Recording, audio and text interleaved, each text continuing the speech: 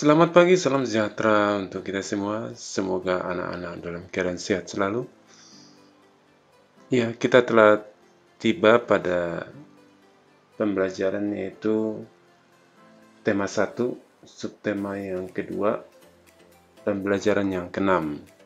Ini merupakan pembelajaran yang terakhir untuk subtema 2. Baik, kita lihat di layar.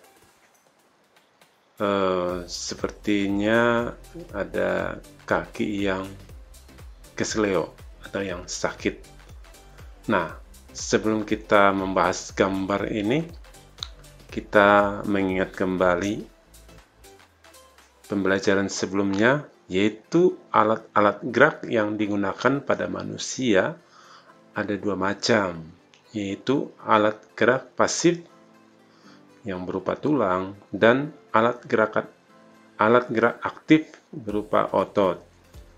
Kedua alat gerak ini akan bekerja sama dalam melakukan pergerakan. Kerjasama antara kedua alat gerak tersebut membentuk suatu sistem yang disebut sistem gerak. Jadi, digarisbawahi bahwa ada dua alat gerak, organ gerak pada manusia, yaitu tulang dan otot. Tulang gerak pasif, otot gerak aktif. Oke, kita lanjut. Seperti di gambar, terlihat kaki yang kesleo. Mungkin di antara siswa pernah mengalami yang namanya kesleo. Bisa terjadi karena saat selesai main bola atau terjatuh naik sepeda, atau mungkin bermain lari-larian sehingga tangan atau kaki kesleo. Nah, tentu ini harus kita selalu hati-hati saat bermain agar jangan sampai terjadi kesleo. Oke, nanti silahkan ya dibaca bacaan yang sudah ada. Silakan digarisbawahi, mungkin ada yang penting seperti tulisan ini. Kesleo merupakan gangguan atau cedera yang terjadi pada otot. Hal tersebut dapat terjadi karena adanya gerakan dadakan, kekurangsiapan otot untuk melakukan suatu gerakan, juga karena adanya paksaan gerakan pada otot. Nah, inilah kira-kira penyebab terjadi kesleo. Silakan dibaca ya supaya dipahami. Kalau misalnya ada kira-kira poin-poin penting, silakan di stabilo atau diwarnai, di garis bawahi. Oke. Macam-macam gerak otot. 1. Gerak meluruskan. Contohnya meluruskan lutut, siku, dan ruas jari. 2. Gerak menekan ke bawah atau menurunkan. 3. Gerak memutar. Gerak memutar lengan sehingga telapak menurungkup. 4. Gerak menjauhkan. Contohnya gerak tungkai menjauhkan dari sumbu tubuh. 5. Gerak yang memutar lengan sehingga tangan menengadah. 6. Gerakan yang mendekatkan sumbu tubuh. Contohnya gerak yang mendekatkan tungkai dengan sumbu tubuh. 7. Gerakan yang membengkokkan, contohnya membengkokkan siku, ruas jari, dan lutut. Nah, itulah beberapa macam-macam gerak otot. Ayo mengamati. Kamu telah mengetahui berbagai macam gerak otot, termasuk macam gerak otot yang manakah? Gerakan-gerakan pada gambar berikut. Ya, terlihat gambar yang pertama seperti jalan di tempat.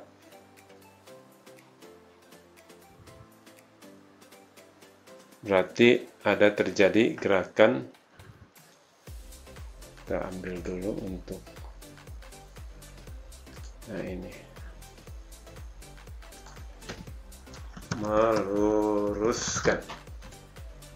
Kemudian gambar yang di tengah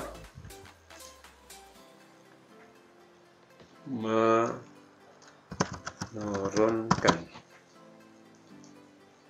karena menekan ke bawah. Gambar yang ketiga membengkokkan. Iya, membengkokkan karena melipat kaki atau lengan.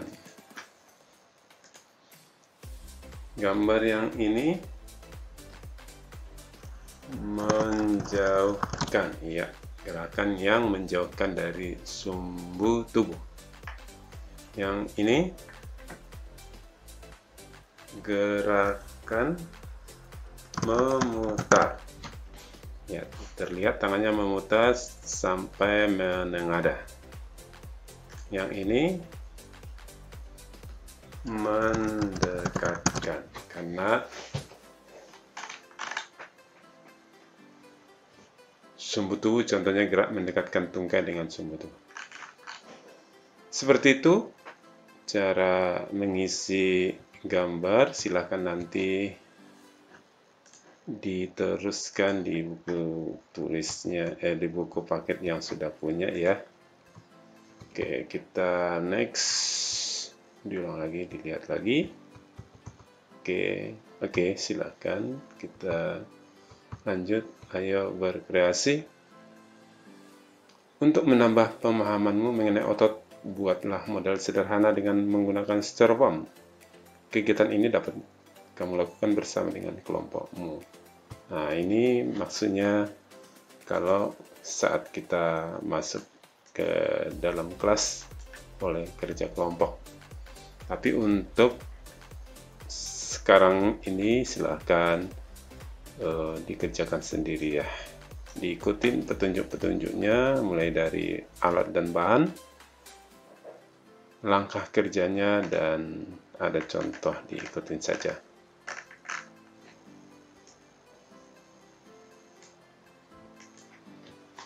Banyak fungsi dari jaringan otot pada tubuh manusia, namun terkadang orang kurang memperhatikan cara menjaga kesehatan otot.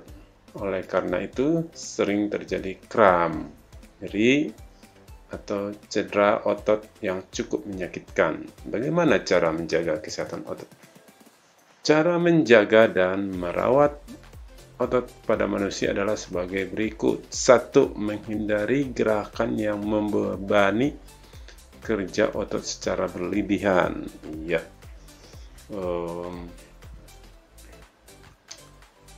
Jangan terlalu berlebihan. Misalnya olahraganya naik sepedanya, main bolanya.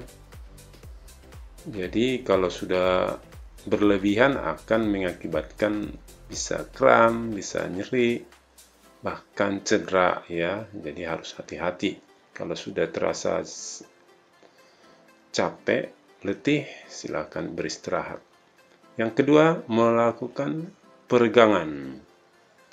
Lakukan beberapa gerakan peregangan sebelum dan sesudah melakukan aktivitas tertentu yang memanfaatkan kerja otot dalam jangka waktu yang lama, seperti saat melakukan olahraga, berjalan jauh, dan berlari.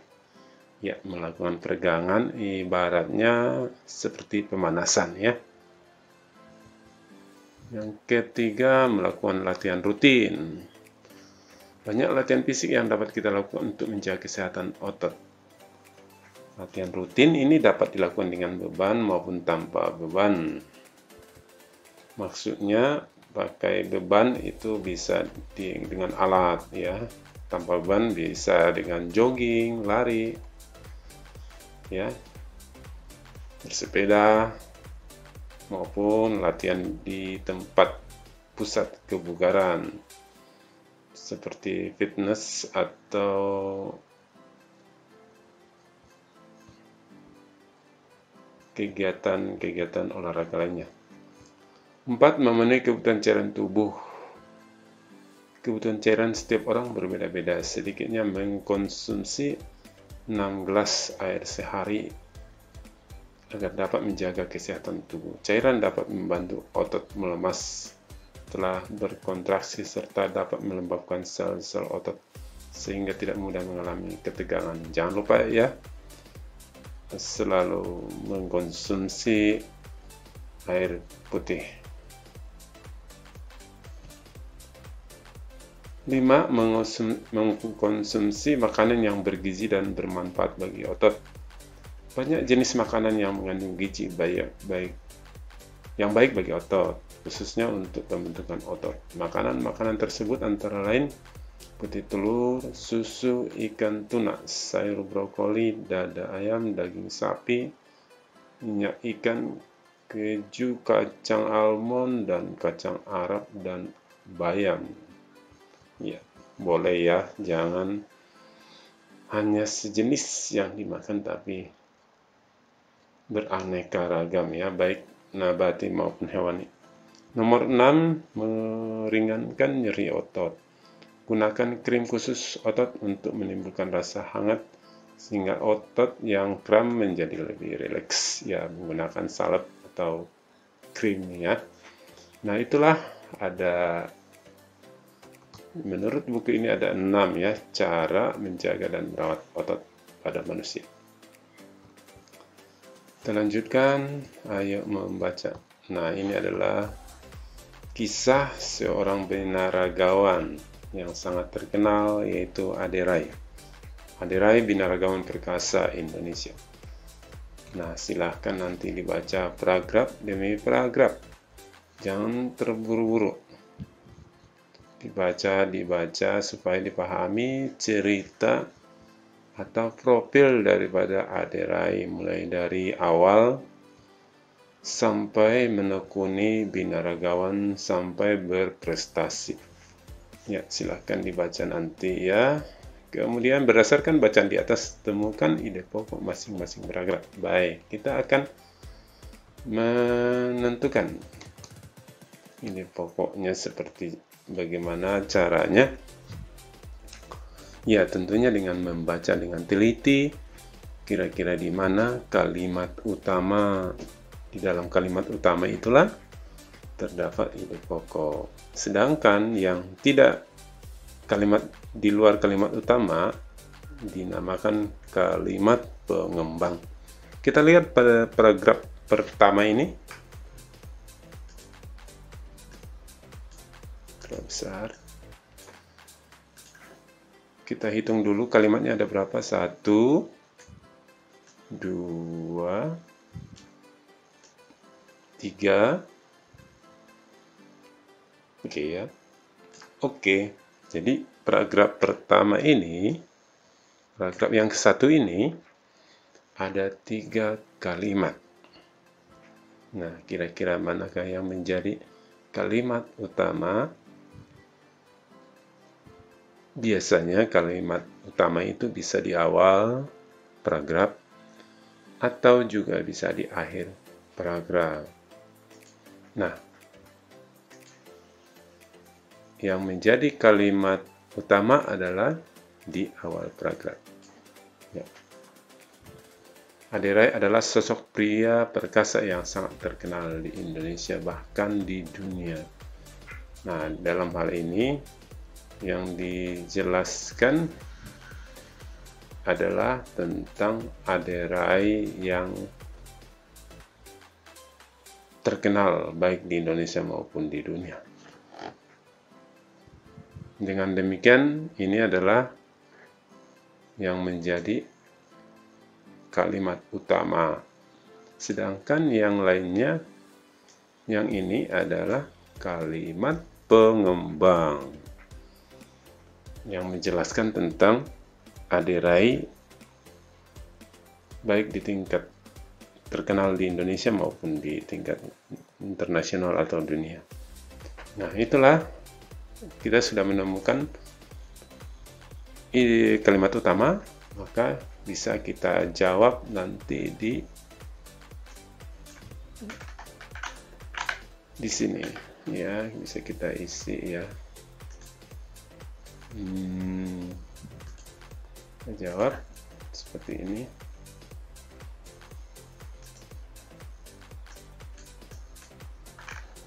Oke, bisa kita copy ya.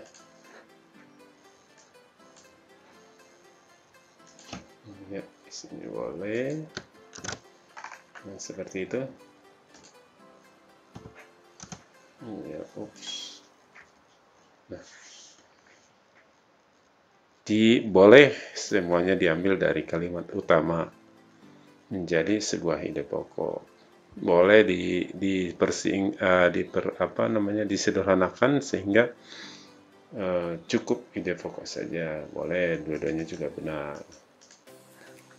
Kita coba lagi pada paragraf yang kedua. Paragraf yang kedua ini. Nah, ini ya paragraf 2 ya. Paragraf kedua. Kita hitung dulu berapa kalimat. 1, 2 yang ada titiknya ya. 3. Jadi paragraf kedua ini terdiri dari 3 kalimat. Cuma masalahnya sekarang di manakah letak kalimat utama? Kalimat utama inilah, di dalam kalimat utama itulah terdapat ide pokok yang dikembangkan oleh 2 kalimat pengembang. Baik, pada waktu kecil Aderai hanya seorang anak kecil yang memiliki tubuh kurus, bahkan bisa dibilang sangat kurus. Pada umur 10 tahun, Aderai hanya memiliki berat badan 25 kg. Bahkan hingga mencapai remaja dengan tinggi 183 cm. Berat badan Aderai hanya 55 cm. Jadi yang dibahas topik utamanya pada paragraf 2 ini adalah tentang keadaan atau berat badan Aderai semasa kecil, semasa waktu anak kecil. Jadi yang dibahas adalah tentang tubuhnya, ukuran berat badan tubuhnya. Ya. Nah, yang menjadi kalimat utama yang di pokoknya adalah berada pada kalimat awal, kalimat di awal ya. Ya, seperti ini. Silahkan ini ditandai misalnya, nanti di copy ya, kemudian dipindahkan ke tempatnya seperti ini. Iya. Oke, nanti silahkan diteruskan paragraf 3 sampai 7. Oke, next. Seorang atlet binaraga memerlukan latihan yang rutin, terukur, dan membutuhkan waktu yang tidak sebentar dalam membentuk otot-ototnya. Selain itu, mereka juga menjaga sekali pola makannya, pola makan ya. Tentu dengan pola makan yang sehat. Mereka sangat memperhatikan asupan makanannya, mulai dari gizi, komposisi porsi, dan kebersihannya. Jadi, untuk menjadi seorang binaragawan tidak bisa dilakukan secara instan dengan hanya minum obat-obatan atau suplemen penambah massa otot saja, apalagi sampai mengkonsumsi bahan-bahan berbahaya hanya sekedar ingin cepat mendapatkan otot yang besar. Oke, menjadi seorang binaragawan, malah tahu ada di antara siswa yang berminat atau punya bakat untuk seorang binaragawan, harus diawali mulai dari sejak sekarang ya. Sudah mulai sering olahraga agar bisa dengan proses yang baik. Ingat ya, mulai dari pola makan, latihan yang sungguh-sungguh, maka bisa menjadi seorang binaragawan maupun atlet lain. Oke, yang ini unsur-unsurnya kita lewat saja. Nanti silahkan digambar kalau punya kemampuan menggambar. Kita lanjut saja. Ya.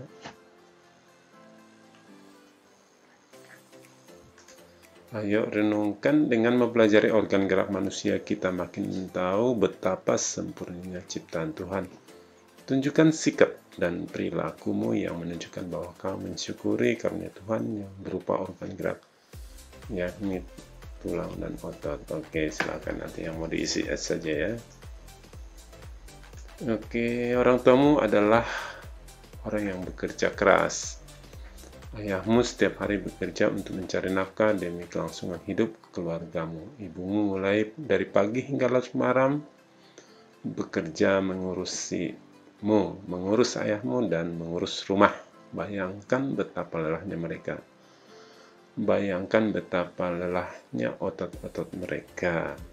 Untuk membantunya, berkenanlah kamu untuk memijiti mereka setiap ayahmu pulang kerja atau setiap ibumu beristirahat. Kamu mau bukan? Iya, tentu. Perbuatan yang sangat mulia jika orang tua kita sudah pulang kerja atau ibu kita di rumah sudah capek, misalnya bekerja seharian ya, mengurus rumah tangga, kita juga harus boleh ya menyenangkan hati orang tua. Ya minimal kita mulai belajar dengan sungguh-sungguh. Mulai misalnya ayahnya pulang dari kantor, dipijit-pijit kakinya. Gitu juga dengan mamanya ya, boleh ya. Mungkin tangan kakinya pegel, silakan pijit ya, agar senang hati orang tuamu. Ya demikian pembelajaran kita, supaya kita belajar dengan sungguh-sungguh dan tetap menjaga kesehatan kita. Jangan sampai terjadi keseleo ya. Demikian pembelajaran hari ini, semoga bermanfaat. Sampai jumpa kembali.